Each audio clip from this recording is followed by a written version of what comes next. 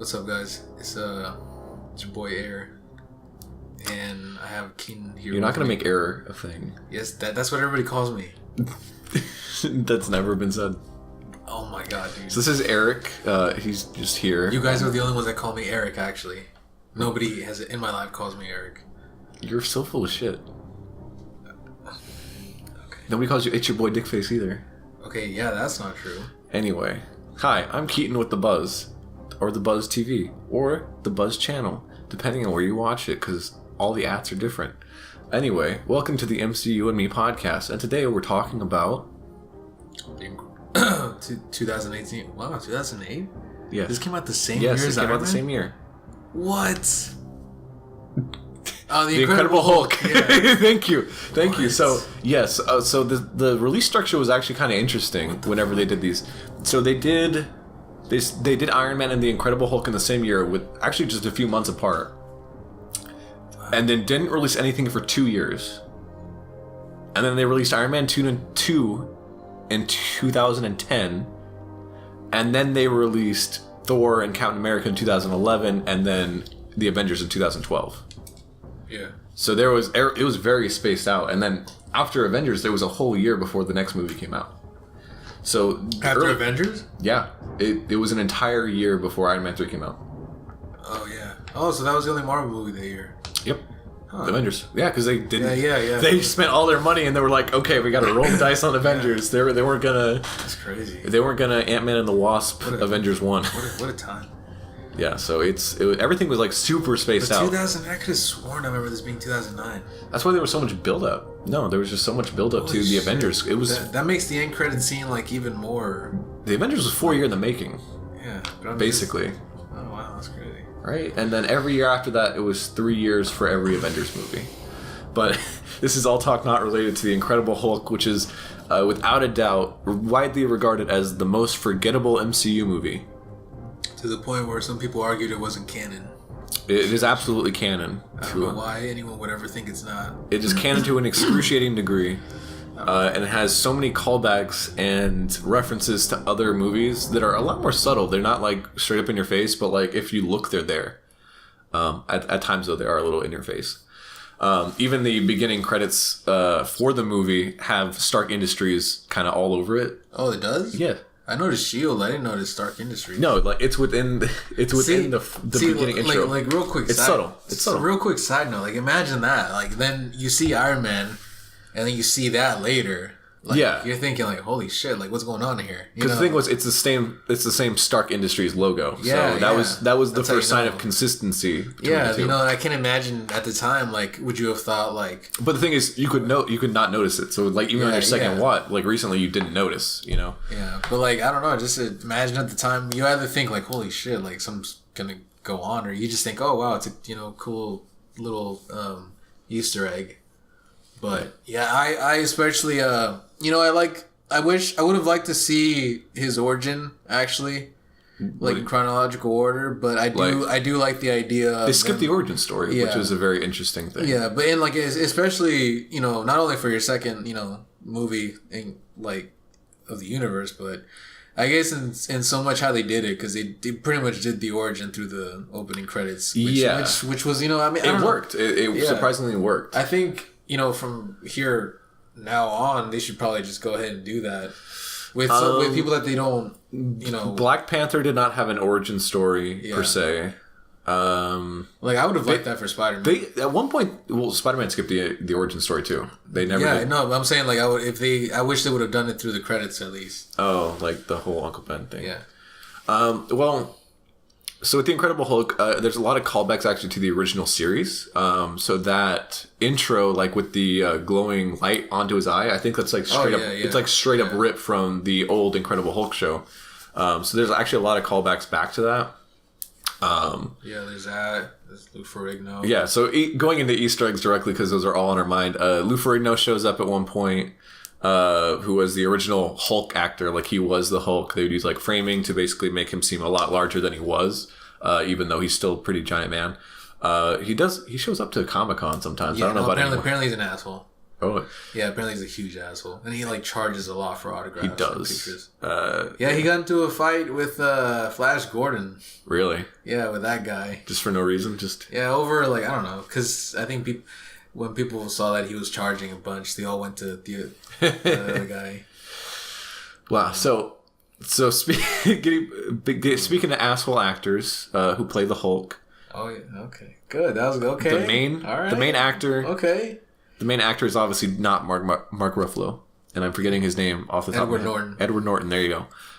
Who in himself is a good actor, but apparently he's an absolute terrible person to work with. Yeah, because he'll also try to go in and change the script and rewrite stuff. He'll kind of take over like the director's job. I know he did that with American History X. I think he pretty much directed the last half of that movie, but yeah. I don't know. It's kind of interesting the way he plays Bruce.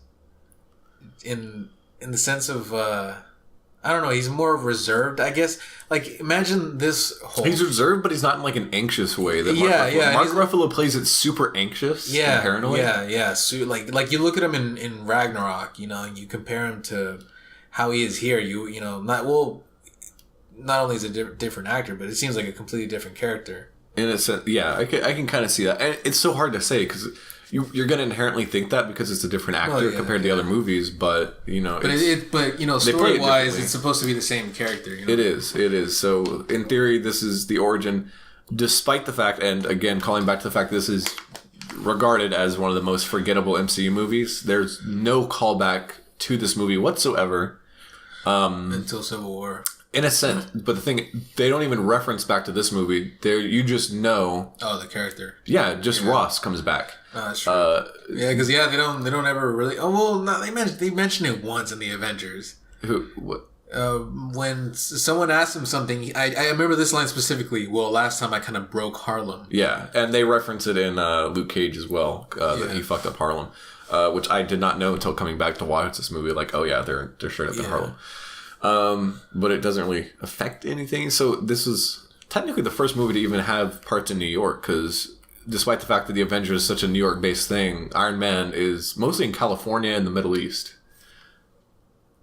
Yeah. Oh yeah, I guess you're right. Yeah. Holy shit! Yeah. The Incredible Hulk was the first MCU to actually be in New York for any parts of it. Obviously, it starts in South America, which I really like. The first half of the movie. Yeah. Well, I don't know if it's first half, but at least the first third.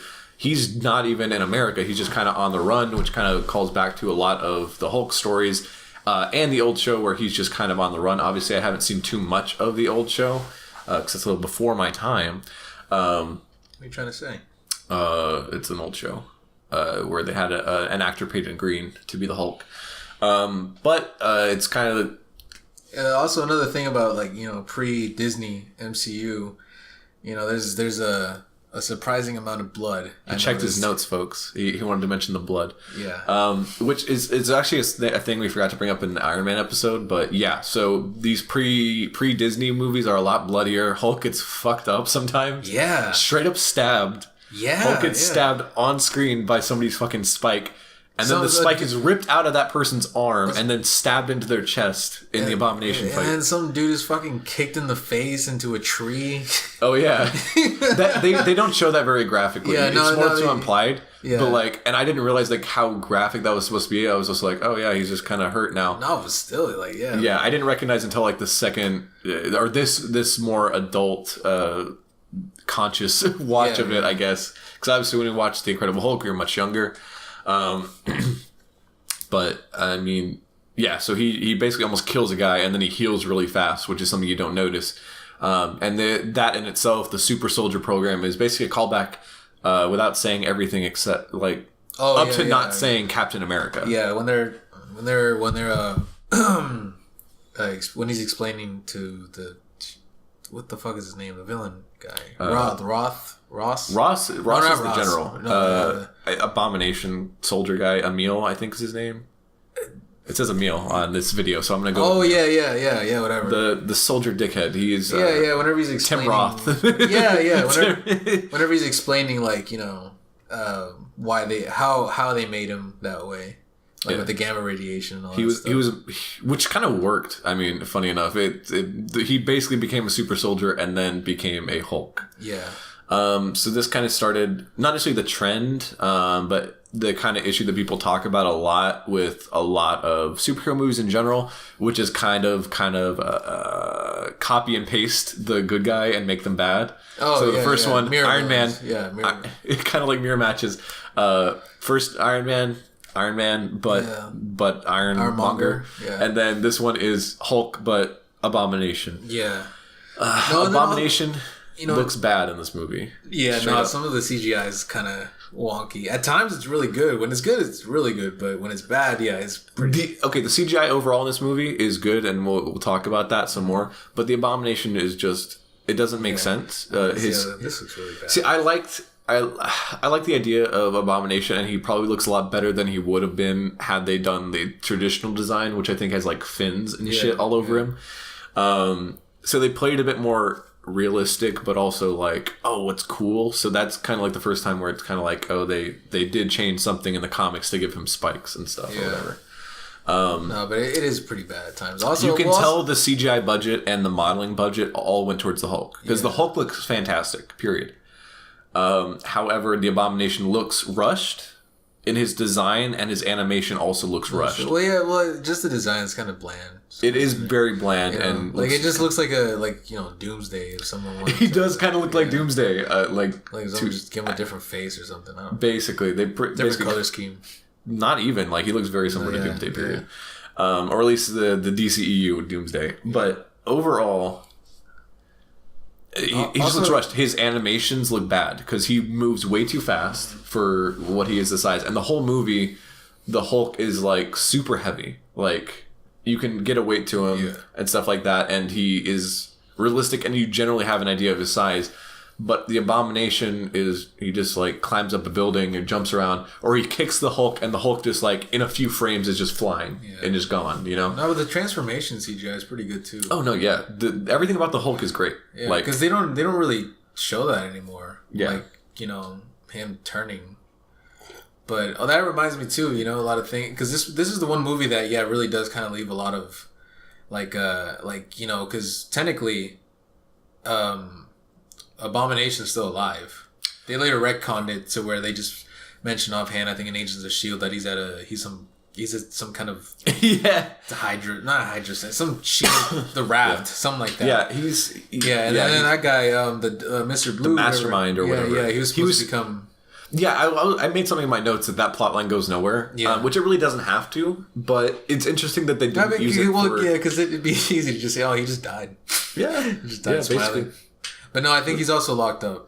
I feel like they could have at least recycled that character. Are you clicking that? Yeah, it's mine. Stop doing that. It's a thing. Stop it. It's kind of weird that they'd never used that plot line even for like Agents of S.H.I.E.L.D. Yeah. They never.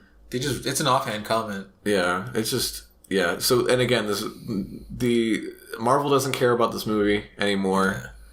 I think it was co-made with Universal, or Universal made the whole thing. And there was like a weird split between the profits, and that's why there's never been another Hulk movie, is because the rights are weird. Yeah, distribution thing, I think. Well, I'm not sure, honestly. It is kind of confusing. Yeah, they mentioned since they couldn't give him a straight up movie, they were just gonna give him his arc throughout. Yeah, they got the character rights back. Yeah.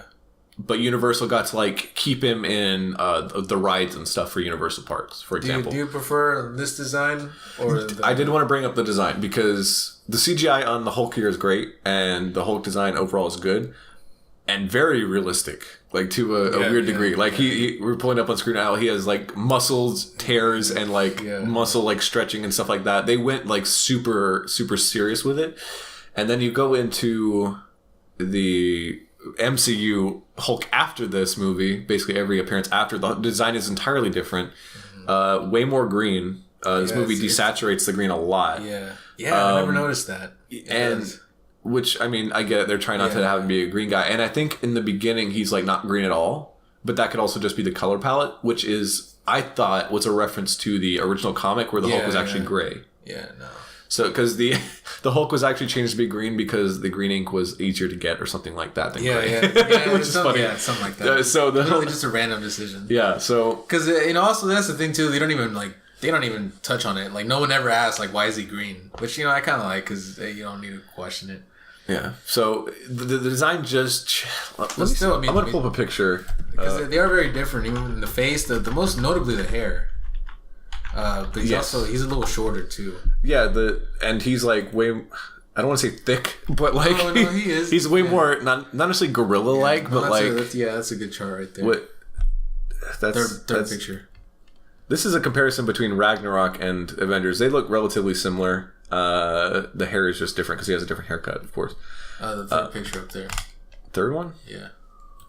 Actually not really. Yeah, not really. Ang Lee was fucking. Yeah, the Hulk in the original Hulk movie was just weird. I personally have not seen that since it came out in theaters, so I'm not a good comparison for that. Do you prefer the current design or Incredible Hulk? So they made his upper body like way thicker, basically. Yeah. Whereas the Hulk in the Incredible Hulk is more so just like a really massively buff person. Yeah, like this one, he's more bulk. Yeah, more bulk than Hulk, No, and then the other one is ripped. Yeah, he's like straight up ripped. Like he's working out. That's 1% body fat right there. Really, he's tracking his. Yeah, so I don't know. I would not have been mad if they kept this design. But it's also crazy, just imagine, I don't know, can you imagine that Hulk with the Avengers, like Edward Norton? I think they can make, the actor or like the design character. The actor. Which I think might have played into, because obviously they had to change the design of the face to be. But I don't know, that one doesn't really look like. It doesn't look like Edward Norton. Yeah, it doesn't. It just looks like the Hulk. Yeah, which I don't know if that was on purpose or like that's just, I don't know. Because his facial structure changes. He does not look like Edward Norton. Yeah. Edward Norton's got like an oval kind of head, and the Hulk has very much like a square. Head. Yeah. And there is kind of a change because the Mark Ruffalo Hulk definitely has more Mark Ruffalo in it. Yeah. So you can kind of tell. Well, he also does a mocap for it. Yeah, and also his voice is mixed in it, which I think Edward Norton also did a little bit. It's like a mix of Lou Ferrigno, or maybe this movie is just Lou Ferrigno. But no, it's always been a mix, I think. I don't know if he's in the mix, Edward Norton, but it is a mix of Ferrigno and someone else, I think. Mark Ruffalo. There's like a weird mix of the Hulk. It's always Mark Ruffalo and Lou Ferrigno. At least on the Avengers, that's what it was. So Lou Ferrigno still voices the Hulk because it's kind of iconic. So that's one thing they kept around, interestingly enough. Man, that brings me to the villain. We were talking about Abomination. No, Roth. Oh, well, no. Well, I mean, well, I can know. Well, while he was like his character motivation. Oh, Ross? Yeah, he's just kind of an asshole. No, but like there's literally nothing. Like I remember he wants to use the Hulk secrets, even though they managed to they entirely make a better version of it immediately with the Abomination before he turns Abomination. No, but I'm saying like right there as at the end when they're extracting it out of Banner, he shows up and he's like, "Where is it? I want it." Why, bro? What the fuck are you gonna do? He says if you took it from me, I'm gonna make your life a living hell or something like that. No, but just like, why does he want? They want to study the Hulk, which is ultimately why they're captured. No, not fucking. Not the general. I'm talking about Elon, whatever. Musk. Emil? What are you Emil, yeah, Emil. Just say Tim Roth. Tim Roth. Tim Roth or Abomination. Whenever he's a very forgettable villain. He never comes back. Barely ever referenced. Also, what is he? Because why does he want the serum? Because he wants to be the best. He wants the power. Is ultimately he wants to be as strong as. So it just makes him crazy and stupid. Because at one point at the end he's even going like, General. He's like, how, any last words? You want to die now? He's like, bro, what did he do to you? And then what are you going to do after this? Just run off? Just destroy the whole thing? I think he just wants to be like the Hulk, which is interesting because like he's still conscious from what you can tell, just kind of more of an asshole. Unlike the Hulk, which is just the Hulk, it's kind of... I don't know, I just thought that was... His motivation's very bland, but there is a motivation there. Because... he wants power. He wants to be basically the strongest. He wants to be the Hulk after seeing him for the first time. He's like, oh dang, Banner brought that big green guy and he killed us. It's like, that was Banner. It's like, well, okay, I don't know how you didn't see that even though you looked directly at him when he did it. But yeah, he has a motivation. It's just like really baseline, like, oh, I want to be the strongest person alive, basically. Yeah, man, he's dumb. He's a dumb villain, and I'm glad he's dead. Yeah, I mean, I'd believe it. Yeah. It would be cool if... I know they'll never do it, but it would be interesting if like these one-off villains had some sort of way to come back. Yeah, I mean, I think they could bring back... if Marvel had some sort of League of Villains, or some... Oh, yeah. Imagine like a Civil War type villain where it's like Zemo, where he like... He's not good at fighting, but he basically makes the Avengers fight each other. What if there was a villain who basically broke out all of the other villains who haven't been killed off in their movies, of course? But how many villains haven't been killed? It's a small list. Yeah, it's most of them are one and done.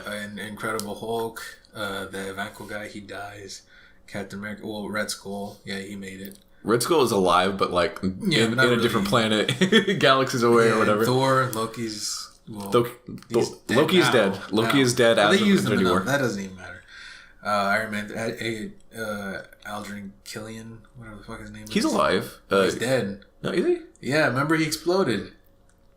Killian? Oh, that guy. Yeah, like the Mandarin. Yeah. The MCU version of the Mandarin, which is a whole nother discussion for another day. Trash. And then Ronan, dead. Ronan? Oh, yeah. He was a terrible villain. The elf guy. Dead. Yes. The dark elf guy. Yes, there is an MCU problem of them killing off basically every villain. So basically, for real, yeah, like, basically the Abomination actually, is alive. I think it's even easier just to name the alive ones because Vulture. That's what I'm trying to think. Thanos. Vulture's alive, but he's kind of making a good guy. Yeah, the Ghost, whatever character from Ant-Man and the Wasp, who also went good. So that's basically the thing is. This is very early MCU where now moving forward, like every villain dies or becomes good by the end. Also, this movie has a lot of like tropes, I guess, that weren't really tropes at the time, so it's kind of excused, like the whole copy paste. That get some sort of the military wants some sort of thing to weaponize it. What else? Which has always been kind of the Hulk. So they did it in the most like not realistic, the most like grounded way they could, I guess. So I think they did a pretty decent job of just like taking the oh shit, we gotta hunt this guy down because he's basically a fucking weapon on the run. I think they did it all right.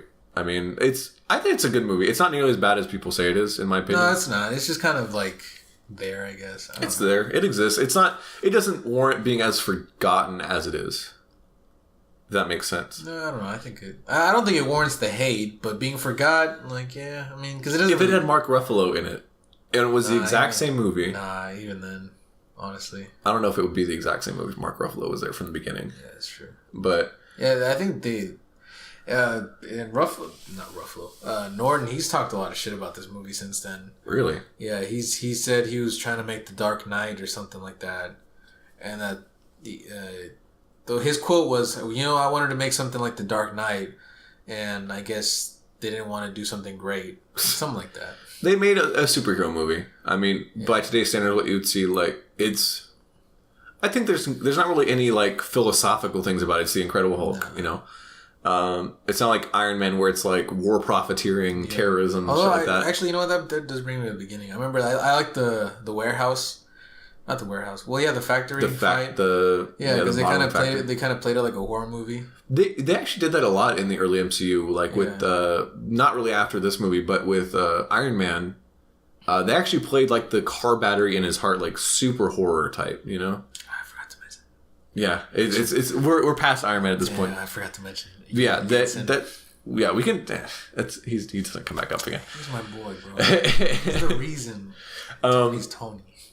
Yes, in a sense. So yeah, but I don't know. So yeah, so the early MCU movies. This has a lot to do with in common with Iron Man, I guess, because this is their first run, and then they waited a few years and did Iron Man 2, and then waited a bit, and then did the other movies.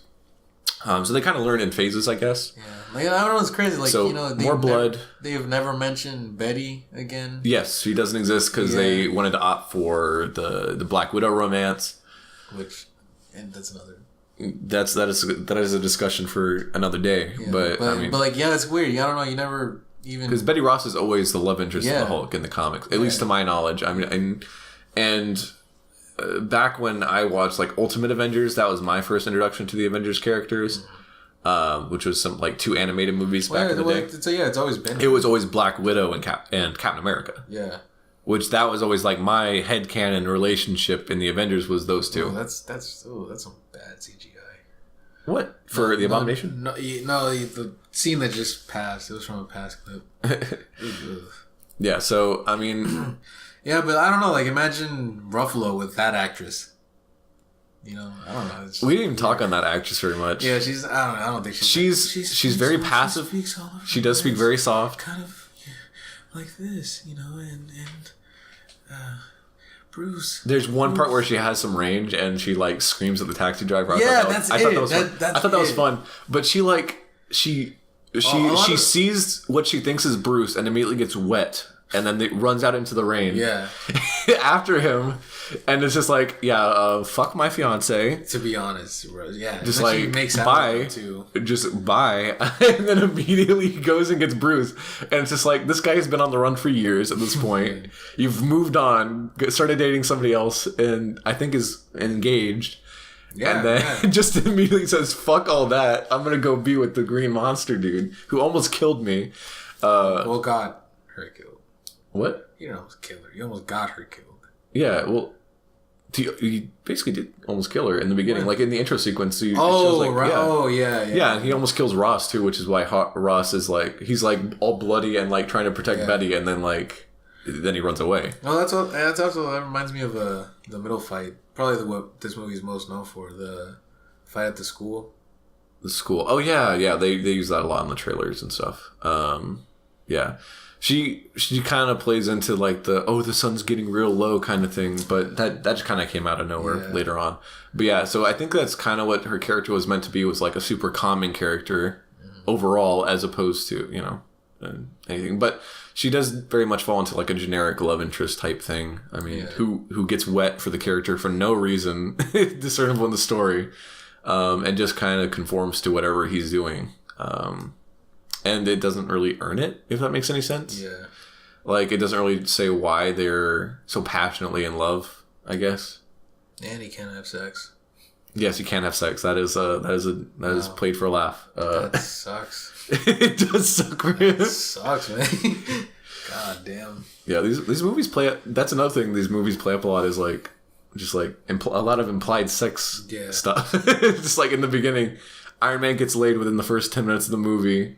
And then, I know we're off Iron Man, but we forgot the part where Pepper Pot is like, oh, you know, I'm in charge of taking out the trash whenever she gives the chick her clothes and stuff. Oh, yeah.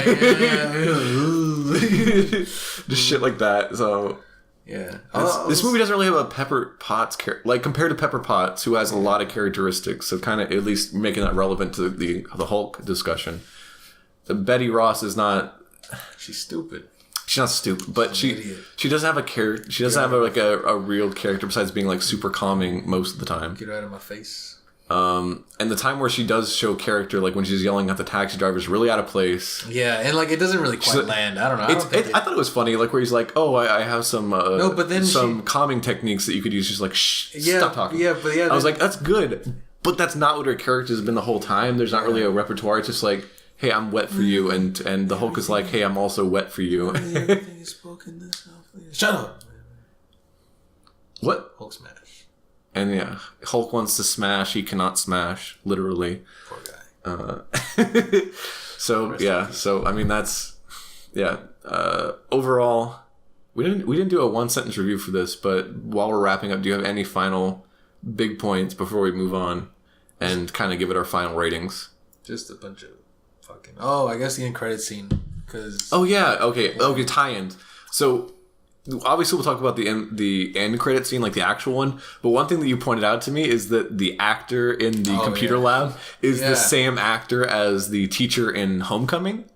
And that is now my canon, that was him as a student. Hey, and then years later, actually, he was a student in science. And then later on, he became like a science decathlon teacher. That is my canon. I'm making that canon. That works. The actor is playing the same character. Yeah, that works. Yeah, so that's basically an Easter egg. There's Stark references, no Avengers references outright, but kind of. Well, in the end credit scene, Ross is having a drink, and then Tony Stark just shows up at the bar. Mm-hmm.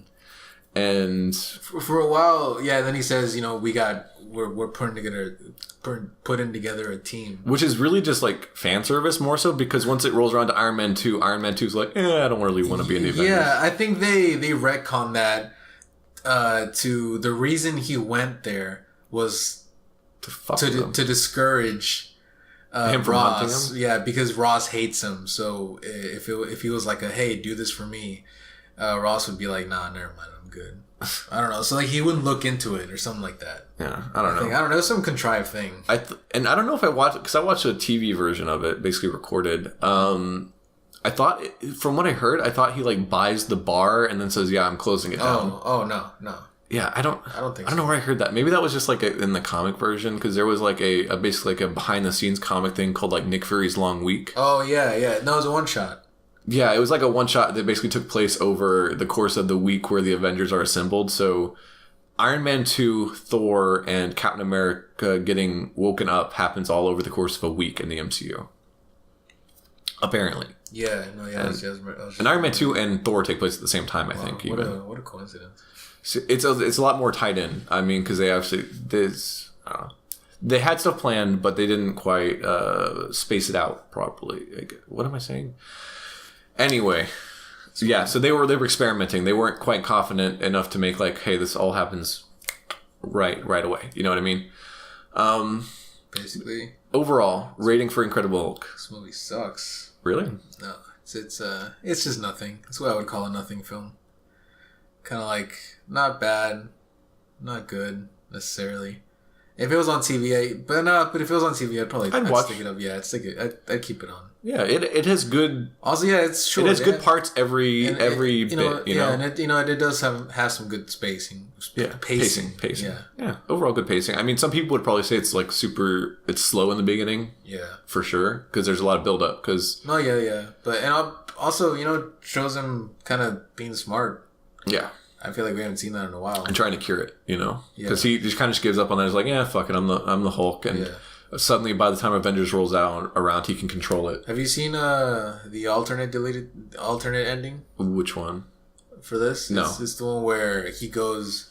You know how in the Avengers he says, "I'm always angry." No, he's like, "I put a bullet in me." The other guy spit it out. Oh. Yeah, and the alternate ending is him where doing that? It's him going to like he's in the ice somewhere, and he shoots himself in the mouth, and then it just shows the ice cracking, and it's the Hulk in the ice. And then funny enough, in the ice you can see Captain America. Bro, look it up right now. I don't want to see this. Dude. I'll look it up after this, but that sounds really stupid. Yeah. So I mean. They never really play up Hulk as a curse after this movie. Yeah. They do a little bit in the Avengers, but after that, it's basically just like, yeah. Yeah, they just fucking, I gave up. Yeah, and Avengers 2 had like one part where it's like, oh yeah, what if the Hulk really was out of control? And exactly how people fear, and basically became the worst nightmare that people expected him to be. But this movie kind of, at least at the end, they kind of turn it towards, oh yeah, he's aimable. You can aim the Hulk. Yeah. Which they do a lot. But the fact that he can suddenly control his anger by the time Avengers rolls around is kind of interesting. Yeah. But I didn't buy it at the time. I thought it was a cop out. I know a lot of people like that line, but I remember thinking, that's the Hulk seems way more controlled by the time Avengers rolls around. But even then, in this movie, outside of the intro, the Hulk doesn't really do anything he only attacks bad people who are attacking him. He's not like going out of his way and killing random people. You know? No, but I don't know. The people he does? Nah, because I don't know. No, he kills people brutally. Yeah, he's a monster. Yeah, but he attacks the military, the assholes who are bullying him. Yeah. Maybe he kills them. Yeah, he fucking murders them. Yeah, he attacks them. Like straight up. He'll fucking punch them. There's no way like those dudes aren't dead. Like he The military guy that turns into Abomination just gets super fucking lucky, basically, the first few times. Yeah. Yeah, pretty much, yeah. So, but yeah, no, he doesn't do anything bad. until like Avengers 2 rolls around. Well, even Avengers a little bit, like when he gets manipulated. But the Hulk is, they don't play up the monster angle, which the Ross thinks he is, but I guess it's kind of the point. Basically. So that's the Hulk. Dumb movie. What rating are we giving? Number ratings? Because I think Iron Man was a perfect, so that'd be 10 out of 10 theoretically.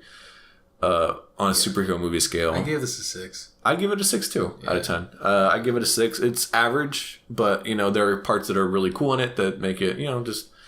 I'd watch this over some random bullshit.